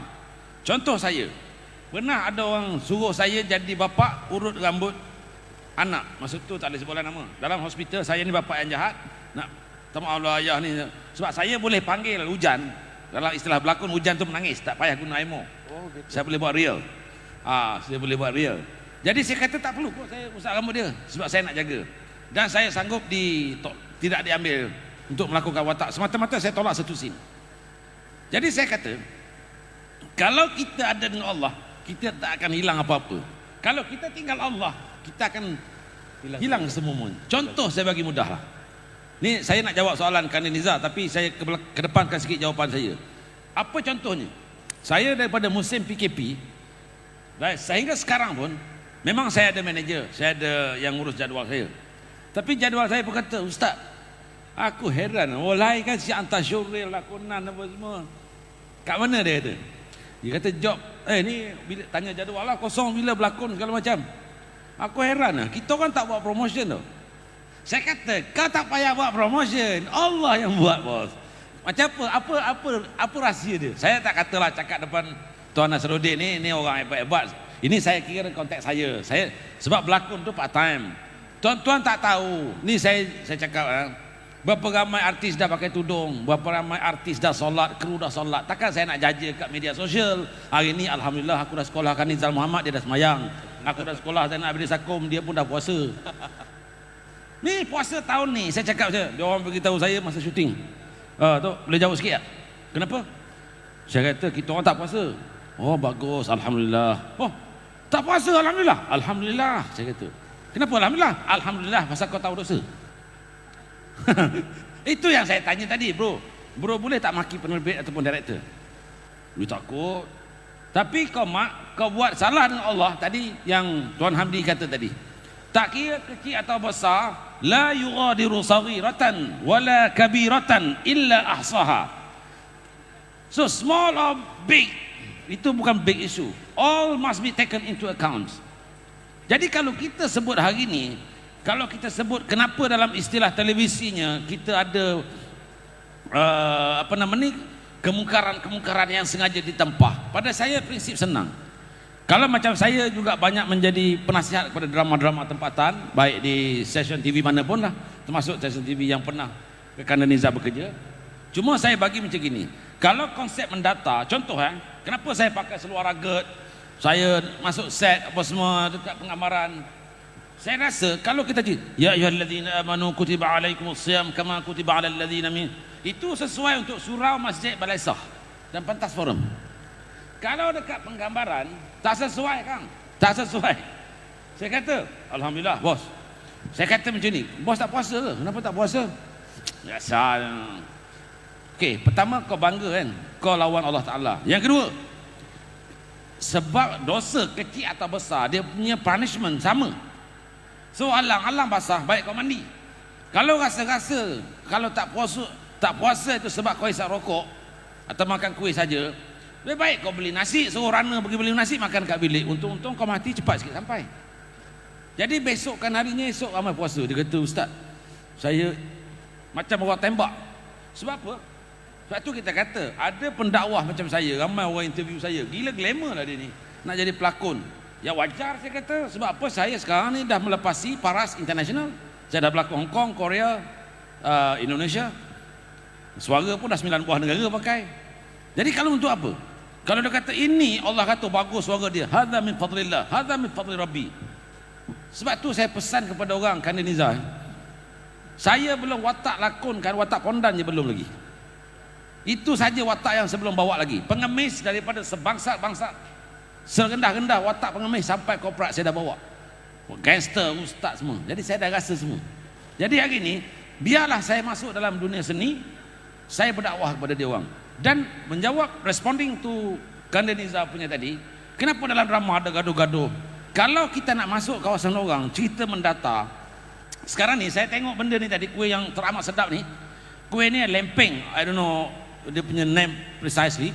Tapi saya tak malu walaupun itu rakam saya makan. Menceritakan bahawa sedap itu saya tak boleh tipu. Habis. Lepas tu nak kawal-kawal juga habis.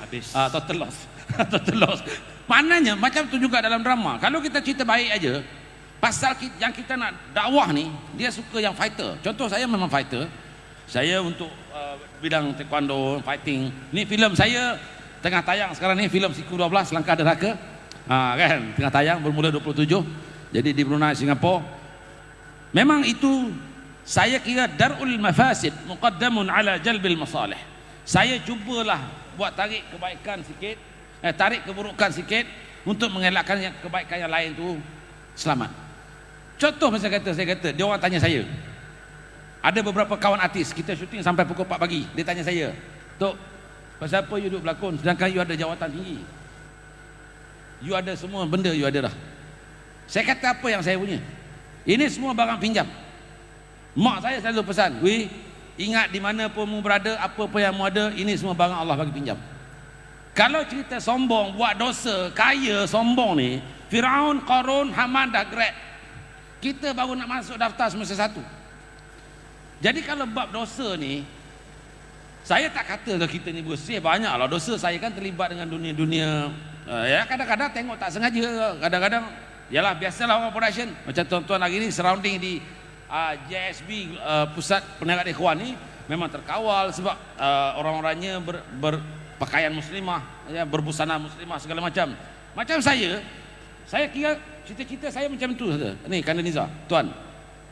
Aku masuk set penggambaran, aku dapat tengok orang puasa, solat, yang mana boleh tutup aurat. Baru ni orang tanya saya, "Tok," dia cakap, "saya ni kalau netizen kata kalau buka tudung lawa." Saya kata yang nak tentukan kau masuk surga neraka tu netizen atau apa? Dia mau, "Oh iya juga." Saya kata, "Aku ni ustaz tau. Saya ni timbalan imam masjid wilayah persekutuan sebelum duduk Yayasan Prihatin lah. Job aku saya tak pernah, bang, boleh panggil saya job lah, telemovie bang. Bang, boleh panggil saya berlakon. Saya tak pernah cari, Allah yang susun. Setiap malam saya minta buat, ini amalan saya, saya tak kata mungkin kakang lagi hebat, mungkin lagi hebat. Saya lepas isyak, saya wajibkan selawat 400 kali. Allahumma salli ala sayyidina Muhammad wa ala sayyidina Muhammad. Sebab apa? Makan minum Nescafe juga kita nak 2 in 1. So macam tu jugalah, kalau kita buat selawat, automatik kita istighfar. Sebab saya percaya, motivate diri saya, Allah Subhanahu Wa Taala pantang orang sebut nama kekasih dia. Apa saja kita minta, dia akan bagi. Patut tahu orang from nowhere minta, ni ada free tak? Masya Allah. Aturan Allah tu hebat kan? Saya tengok dulu kakang apa nama Zainal ni, ini daripada dulu muda tasenom lagi. Potong tuwek-tuwek ni. Jadi ini semua kan kurniaan Allah Subhanahu Wa Taala. Jadi kalau bukan saya defensif, Kandaniza, saya tidak defensif. Namanya macam hari ni Kandaniza interview saya sebagai ustaz. Mungkin esok interview Michael Leung Surok might be. Tapi kita nak macam mana? Tapi kita ni jadi macam ikan sepatutnya. Kita walaupun dia laut tu masin, kita tetap tawar. Macam saya beritahu di set penggambaran, apa yang perlu kita buat? Masa waktu stop. Kau orang nak solat, tak mau solat, itu terserah. Tapi tolong hormat waktu. Dia kata, kenapa nak hormat-hormat? Orang lain shoot jalan tak ada masalah. Saya kata, kalau kita rapat dengan Allah, kita minta apa pun Allah bagi. Kadang-kadang shoot 15 hari, 12 hari dah rap. Jujur, oh alhamdulillah lah. Kau tahu tak, satu hari itu sewaan sini orang JSB tahulah rental ni equipment. Ini baru rental untuk event. Shooting tu per day 10,000, daripada handy sampai pelakon utama kena bayar. Tapi kalau kita dekat dengan Allah, Allah pun mudahkan, tak hujan apa semua. Jadi kerja kita lancar. Pokoknya kita cita-cita kita hari ni, kalau kita kata nak jadi orang kaya, minta Allah jadikan kita ni, Allahumma ja'alni min zumratil fuqara. Dia kata bukanlah jadi orang miskin. Maksud saya, kita jadikan orang sentiasa melazimi dengan istighfar, supaya dengan istighfar ini Allah pelebur dosa. Apabila pelebur dosa, cita-cita di dunia dan juga di akhirat pun dia akan mudah untuk kita perolehi. Nak buat amal apa pun mudah untuk dilakukan. Wallahu a'lam. Baik, soalan khusus kepada kekandaku generasi yang ketujuh ini ialah bagaimana kita nak memaklumkan kepada ada anak ataupun warga kita umat manusia ini, kerana kisahnya saya bagi contoh ini kerana ini nak minta lah pandangan kepada Datuk Datuk Zainal. Saya ketika umur 12 tahun, saya ketika itu suka berkumpul di, dulu dipanggil Selangor Club yang sekarang Dataran Merdeka. Dia ada air pancut itu, di situlah saya berkumpul dengan kawan-kawan. Hari itu tak ada siapa datang, saya seorang dulu. Datang seorang anak muda umur 24 tahun. Lebih muda daripada Hamdi. Menangis dan meraung. Menangis dan meraung. Buruknya orang umur 24 tahun menangis dan meraung. Macam tak keharuan nampaknya.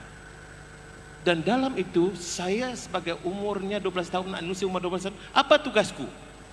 Ketika itu terdiam, kau adalah khalifah. Aku 12 tahun ini 2 kali ganda umur, macam mana kau nak aku? Apa yang saya nak buat? Saya tidak tahu. Tapi saya serahkan. Apa saja ilham Tuhan bagikan, saya gerak. Saya terus pegang. Bang, kenapa bang? Soalan biasa, soalan ramalan. Dijawab, abang sudah berdosa, abang sudah berdosa.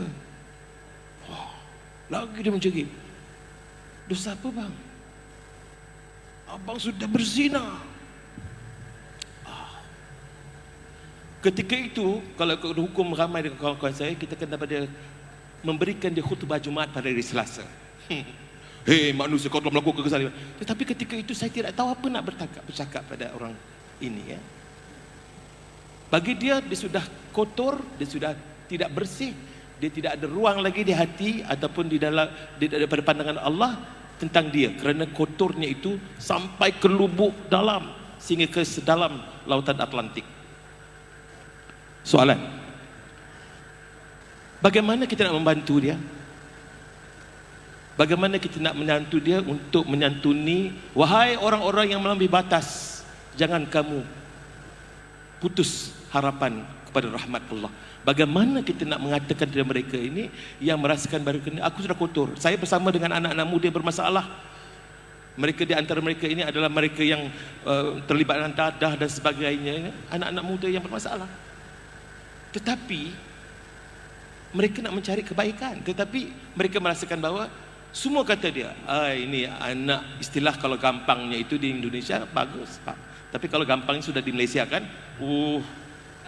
berat. Dia katalah manusia yang dikatakan anak remaja ini sampah masyarakat lah. Soalan saya ialah, aduhai kekanda, dan bagi anda ada yang panggil ayah anda, ada anda memanggilkan dia Ninda. Bagaimana kita memberikan gambaran bahawa, hei, kamu jangan sampai merendahkan nilai martabatmu sebagai manusia. Masih ada jalan pulang. Bagaimana? Aduhai ayanda, kekanda, Ninda yang dikasihi. Terima kasih Nizar. Soalannya merupakan soalan-soalan yang khusus kepada permasalahan yang khusus juga. Jadi kita kena kembali kepada sebagai pendakwah, sebagai pendakwah kita bukan penghukum. Itu penting sekali.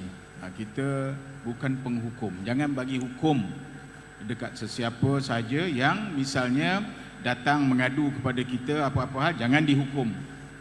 Tetapi kita adalah orang yang akan memberikan pencerahan bagaimanakah perkara-perkara itu nak dilepaskan.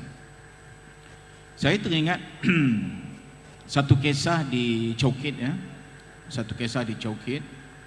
Ketika saya masa itu kerap di TV3 jugalah.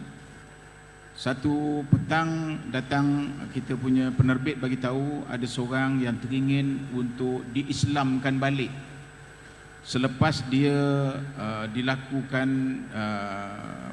pencabulan oleh oleh ayahnya, dia telah lari ke Kuala Lumpur, dan sampai di Kuala Lumpur dia melihat nasibnya sendiri, terlibat dengan dadah dan sebagainya, dan akhirnya dia dipelihara oleh Kristianiti punya yayasan, makanlah di sana dengan dan sebagainya. akhirnya entah macam mana dia bercakap dengan satu orang. Dia kata dia ingin sebelum dia mati, kerana doktor kata dia akan umurnya dalam 6 bulan lagi. Dia kata dia nak minta supaya ada seseorang yang memberikan syahadah semula pada dia, menyaksikan syahadahnya. Mereka pilih saya. Dan saya datang pada waktu itu. Dia orang buat rakaman pada waktu malam, pukul 9 malam di sebuah surau di Coket tu. Dan saya dapat bersembang dengan dia bagaimana dia sendiri sebenarnya yang teringin untuk balik semula kepada agama Islam, walaupun dia sudah mendapat semua kemudahan yang diberi oleh orang tu. Jadi saya kali pertama lah buat kerja yang tak pernah terfikir di kepala saya akan buat hal macam ini. Apa pengajaran yang saya dapat ialah akhirnya hidayah Allah juga akan kembali. Sebab itu orang kalau nak masuk Islam, kita tak panggil dia saudara baru. Dah salah dah. Saudara baru tu orang dah tinggalkan. Kembali kepada Islam. Bermaksudnya semua orang dalam dunia ni asalnya Islam. Dan bila dia mengucap 2 kalimah syahadat, dia itu dah kembali kepada Islam. Berbalik pada kisah tadi, saya fikir masih lagi disimpan oleh TV3 video tersebut. Dan dia bercerita banyaklah. Kalau nak sembang lama sangat. Jadi saya berpendapat setiap orang mesti berperanan untuk, macam kata Datuk Asmawi tadi, beliau di bidang dia, kita panggil dengan penyiaran di situ. Mesti ada orang-orang macam ini di sana. Sebab itu ketika Nabi Muhammad sallallahu alaihi wasallam di Madinah misalnya, Abdul Rahman bin Auf di bidang perniagaan, ya tidak? Di bidang perniagaan, dan talented dia dalam bidang perniagaan. Kita dapat lihat Yahudi lari semua tinggal kat tempat tu hingga akhir dia menguasai kawasan tersebut, ya tidak? Jadi oleh kerana itu kita marilah sama-sama supaya kita melihat dosa ini merupakan sesuatu yang tak dapat dielak oleh semua orang. Tak dapat dielak. Mulai daripada dia lahir sampai dia dewasa, terlalu banyak perkara-perkara yang terpaksa. Kadang dia terpaksa, dia duduk dalam masyarakat itu, maka dia pun dapat dosa juga. Dan setengah-setengah daripada mereka terlepas daripada persekitaran begitu, mereka menjadi orang berjaya. Jadi oleh kerana itu kita jangan lupa kepada Allah berfirman, innallaha ghafurur rahim. Sesungguhnya Allah itu Maha Pengampun dan Maha Penyayang. Dan oleh kerana itu saya berharap sangat, kalaupun dosa kita itu ada, biarlah dosa-dosa itu dosa kita dengan Allah Subhanahu Wa Taala, kerana Dia yang cipta kita. Sebab itu dosa kita dengan Allah mudah kita nak minta maaf padanya. Tetapi dosa-dosa kita dengan manusia, apalagi dosa kita dengan rakyat sebuah negara. Katalah rakyat Malaysia ni 32 juta. Dan dengan sebab kita melakukan suatu dosa dalam istilah dosa itu kesalahan kerana mempengaruhi orang untuk sokong kita misalnya. Lepas itu kita tak dapat buat janji-janji yang kita buat, semua tak dapat kita laksanakan. Akhirnya rakyat sebuah negara mendapat kesulitan. Dan ini bagaimana kita nak memohon ampun ni? Bagaimana nak memohon ampun macam begini? Inilah yang kita katakan tadi, kalau boleh semua orang Islam, terutama di negara kita yang di Malaysia ni, ada 60% semuanya. Marilah kita pertama sekali menjadi hamba Allah yang ditugaskan oleh Allah. Kalau boleh kita menyelamatkan orang-orang yang 40% itu, supaya mereka juga tunduk kepada agama Allah ni. Mereka pula menyertai kita. Daripada kita banyak melakukan kerja-kerja yang kita panggil merosakkan negara, lebih baik orang-orang Islam menyatukan dirinya untuk melaksanakan tugas Allah. iaitu supaya semua orang mendapat rahmat, mendapat nikmat, mendapat hidayah daripada Allah dan sama-sama kita pergi ke syurga nanti. Cita-cita kita dalam cerita ini sebenarnya cita-cita nak pergi syurga. Cita-cita kita nak pergi ke syurga.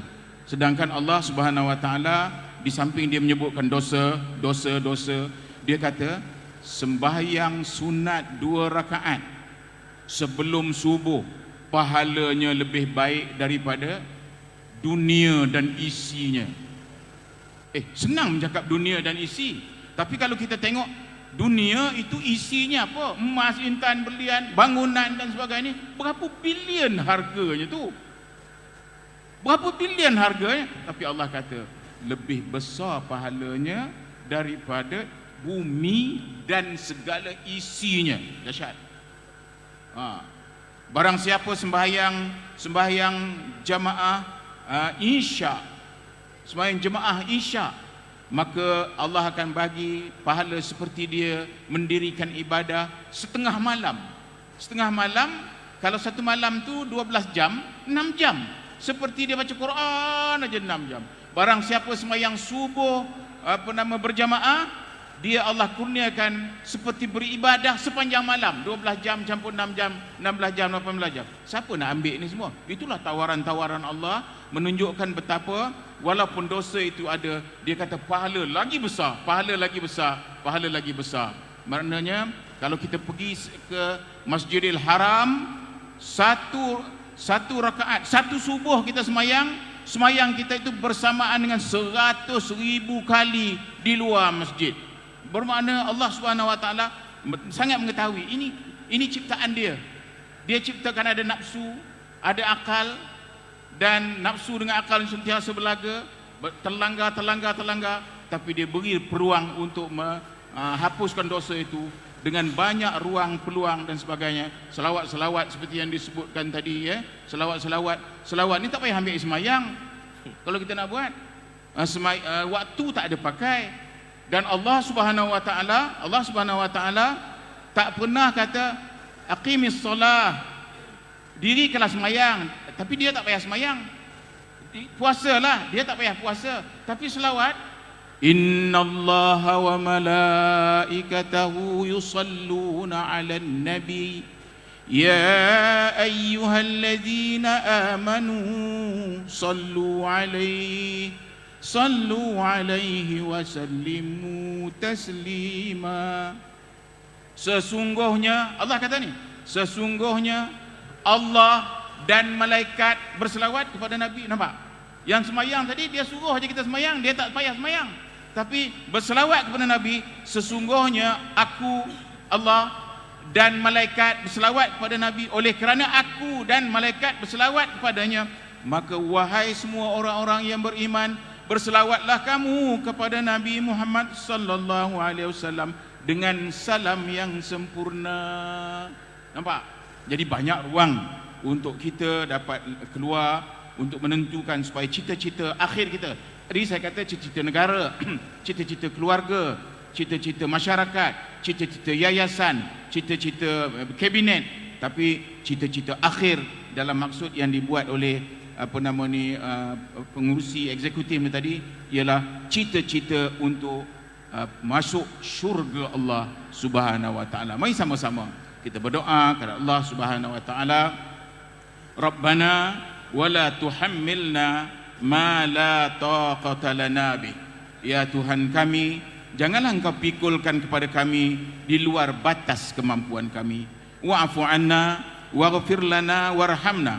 Maafkanlah kami, ampunkanlah kami, dan rahmatilah kami. InsyaAllah Allah Subhanahu Wa Taala akan memberikan keberkatannya kepada majlis kita. Terima kasih banyak-banyak kerana menjemput kami bersama-sama dalam menjayakan program ini. Wabillahi taufiq wa hidayah. Assalamualaikum warahmatullahi wabarakatuh.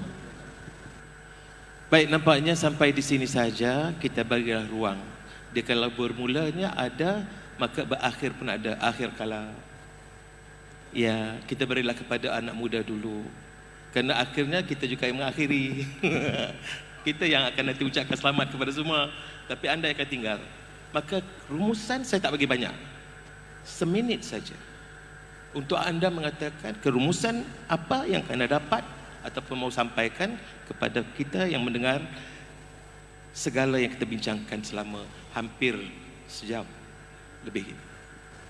Silakan Di. Okay, terima kasih kepada Wan Izal. Biasa seminit tu mungkin boleh bincang sikit lah. Okey, jadi berbaliklah sebelum kita tutup majlis pada malam ni kepada persoalan ataupun tajuk yang kita bincangkan, iaitu dosa penghalang kepada cita-cita. Jadi saya mengambil sedikit kata-kata Tuan Asmawi tadi bila melihatkan kita sekarang sedang berada di sambutan ulang tahun sempena ASB. Yang ke-22 tahun Pusat Perniagaan Ikhwan Bandar Country Home. Jadi bukanlah mudah untuk kita membangunkan sebuah perniagaan sebegini kan. Maksudnya apa yang kita lihat hari ini memerlukan satu pengorbanan, memerlukan satu usaha yang daripada pucuk pimpinan terdahulu dan sehingga sekarang. Jadi apa yang saya boleh kongsikan, kerana dalam JSB sekarang pun 85%-nya adalah di kalangan remaja. Jadi bagaimana kita nak mengaitkan dalam hal remaja ni dan dengan syarikat Ikhwan itu sendiri.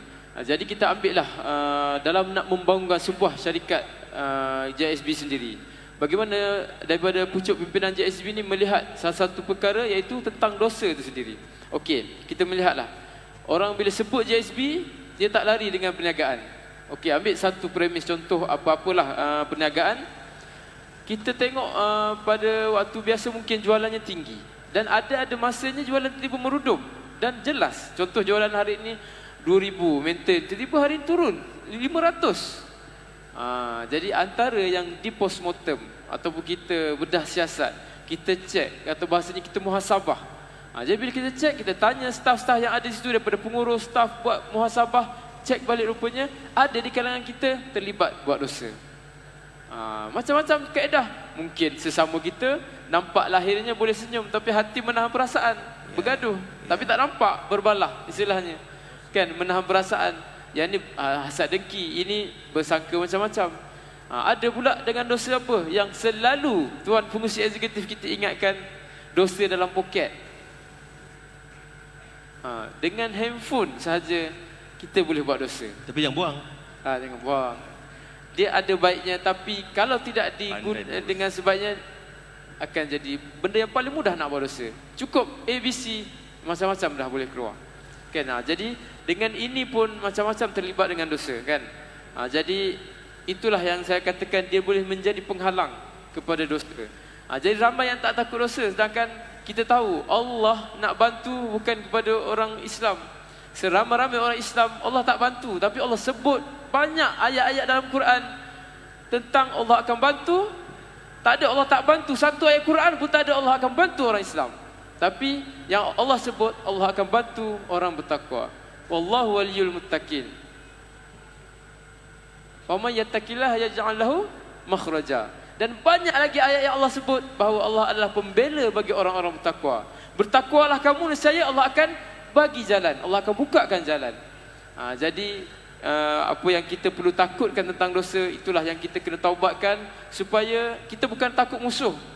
Musuh ni memang kerja dia, kita tak takut. Tapi kita takutlah dosa yang dalam diri kita, kerana ia menghijab bantuan Allah pada diri kita. Jadi kita boleh kiaskanlah dengan syarikat, dengan apa kerja yang kita buat, dan apa sahaja khususnya kepada kamilah generasi 3 series, generasi remaja yang di hadapan ni sebenarnya ramai para remaja yang bersama pada program malam ini.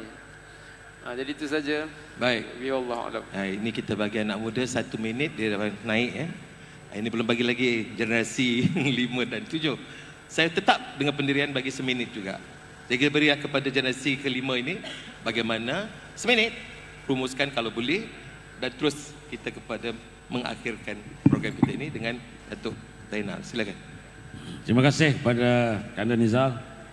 Sebenarnya kita dalam hidup ni, dalam hidup kita, kita ini syariah komplain ataupun syariah compliance. Itu aja. Sebab syariah komplain itu petanda bahawa every single part of our undertakings. Kita boleh kira hari ini mengumpat orang ke, mengatur orang dan sebagainya. Tapi macam kita sebut tadilah, kalau dosa dengan Allah Subhanahu Wa Taala barangkali mudah. Tetapi kalau dosa terkait dengan manusia, kita agak sulit untuk kita mengolahkannya.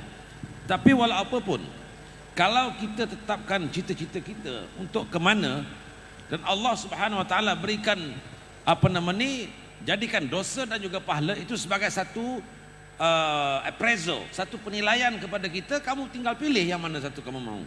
Sebab apa? Ujung kita untuk worldly matters, kita mau jadi orang yang kata menjadi hamba Allah yang taat. Kalau kita hamba Allah yang dekat dengannya, kekayaan kita dapat, pengabdian kepada Allah kita dapat. Tapi ujung kita adalah untuk kita kembali kepada akhirat dengan menjadi salah satu ahli syurga Allah Subhanahu Wa Taala. Allahumma ja'alna min ahli jinan, wala taj'alna min ahli niran. Itu sebenarnya cita-cita kita. Wallahu alam, wallahu wali taufiq. Saya serah akhirnya dipersilakan kelas doa. Doa sabar dulu. Tadi sudah tadi kan. Saya ingat tadi dah. Dah selesai tadi dah. Kalau kita boleh simpulkan ya, dalam istilah dosa, cita-cita. Jadi apakah ubat yang ataupun cara menahannya? Maka Zainuddin MZ ya menyebutkan katanya ialah kuman. Kuman itu rupanya kurang iman. Jadi kurang iman, kurang kepercayaan kepada Allah, kepada Rasul dan sebagainya. Kurang percaya kepada Allah tu sentiasa melihat kita, kurang. Jadi yang ini menyebabkan kita akan melakukan dosa-dosa. Jadi kalau kita sentiasa percaya ataupun beriman kepada Allah, sentiasa melihat apa yang kita buat, insya-Allah kita akan dapat lari daripada dosa dan sentiasa membuat pahala, insya-Allah. Terima kasih kita ucapkan kepada ketiga-tiga tamu kita ini, dan bagi saya sebagai orang yang menyaksikan apa yang telah dibentangkan, saya menangkap, menggarap, menelusuri, menghayati, saya dapat buat kesimpulanlah bahawa asas kepada semua ini adalah kepada surah At-Tin. Laqad khalaqnal insana fi ahsani taqwim. Tiba-tiba saya pakai topi Al-Kuliah. Dulu pernah jadi host kan. Sesungguhnya aku jadikan manusia sebaik-baik kejadian. Itu fitrah kita juga. Tapi itu fitrah yang nyata. Allah sudah memberikan kita status. Kedudukan kita ini adalah sebaik-baik kejadian. Kamu adalah, kalau ikutkan hukumnya, kalau kita ini kereta, jenama-jenama, kita adalah Ferrari. Janganlah kita bertindak seperti Mitsubishi. Allah dah bagi kita keupayaan. Bila dia katakan kamu sebaik-baik kejadian, pemikiran kamu terbaik, ucapan kamu terbaik, perbuatan kamu terbaik, segala macam ini semua terbaik. Mengapa? Kerana kamu jadikan sebaik-baik kejadian. Dengan sendirinya dosa tidak timbul kerana kamu akan memikirkan kepada segala kebaikan yang kamu ada sejak lahiriah lagi Tuhan sudah berikan. Andainya kamu tersimpang, kembali balik.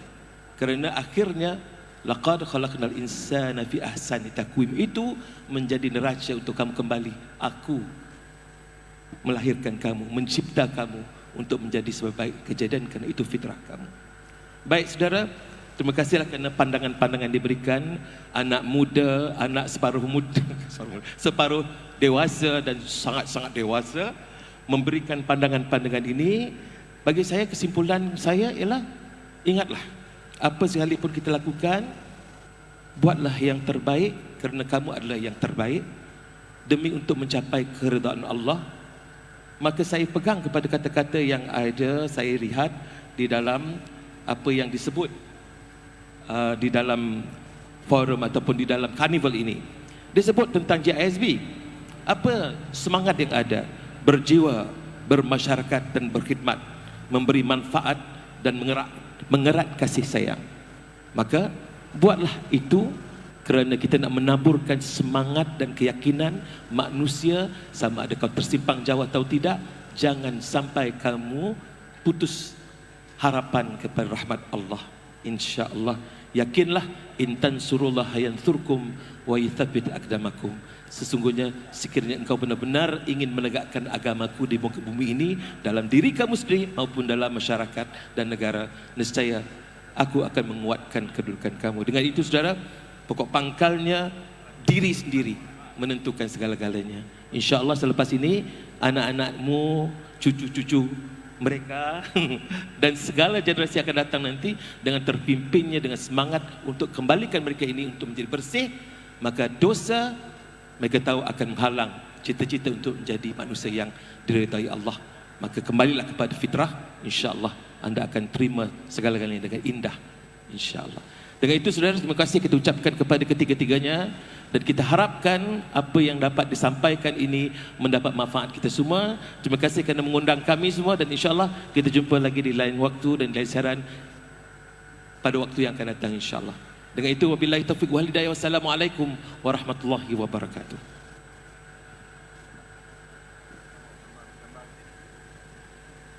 Ada permintaan?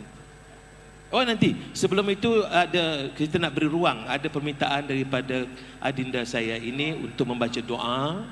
Jadi dengan sendirinya kita minta dengan keberkatan doa yang disampaikan itu nanti insya-Allah kita semua akan dilindungi dan diberikan jalan yang terang dalam gua yang gelap, terowongan yang gelap. Silakan.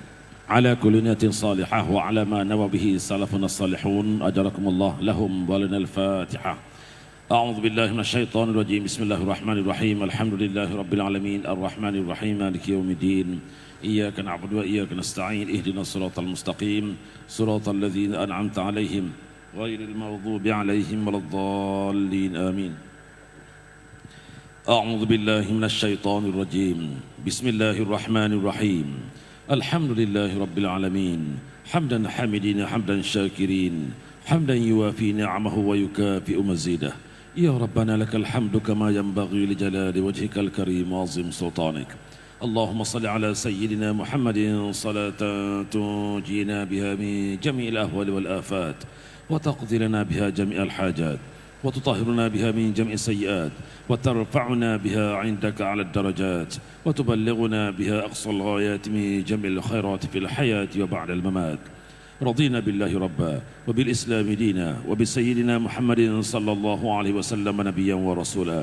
اللهم حبب إلينا الإيمان وزينه في قلوبنا وكره إلينا الكفر والفسوق والعصيان واجعلنا من الراشدين اللهم اغفر للمسلمين والمسلمات والمؤمنين والمؤمنات وأصلح ذات بينهم وألف بين قلوبهم وانصرهم على عدوك وعدوهم واهدهم سبل السلام وأخرجهم من الظلمات إلى النور وجنب من الفواحش ما ظهر منها وما بطن واجعلهم شاكرين لنعمك مثنين بها عليك قابلين لها وأتمم عليهم برحمتك يا أرحم الراحمين اللهم اجعل جمعنا هذا جمعا مرحوما وتفرقنا من بعده تفرقا معصوما ولا تجعل اللهم فينا ولا معنا ولا ما يتبعنا شقيا ولا مطرودا ولا محروما ربنا آتنا في الدنيا حسنة وفي الآخرة حسنة وقنا عذاب النار وصلى الله على سيدنا محمد وعلى آله وصحبه وبارك وسلم سبحان ربك رب العزة أما يصفون وسلام على المرسلين والحمد لله رب العالمين تقبل الله منكم.